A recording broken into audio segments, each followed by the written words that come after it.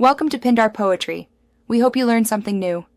You begin by confirming your iPhone supports Dynamic Island and that iOS is up to date. This matters because software enables the feature. Next, make sure notifications and background app refresh are enabled so apps can show live activities. Open an app that uses Dynamic Island, like a timer, music player, or navigation. This triggers the island. Once done, watch the top center area. You'll see the pill expand when the app pushes live content, which signals successful activation.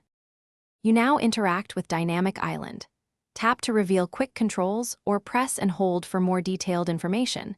This lets you manage playback, see route steps, or check incoming timers. Swiping the island dismisses the compact UI, while dragging it opens the full app for deeper control. Make sure to review settings to customize notification styles, focus exceptions, and live activities permissions, adjusting these controls what appears and when, which improves usefulness and reduces interruptions during your workflow. To finish, confirm your actions behaved as expected. If content lingers or shows old info, close the app and reopen it to force a refresh. If the island becomes unresponsive, restart your iPhone or toggle live activities in settings to reset the system connection. Make sure the app is updated and has notification permissions. These steps fix most issues.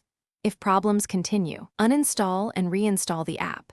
This often clears bad cache state and restores normal Dynamic Island behavior. Thanks for watching. Consider subscribing if we helped you.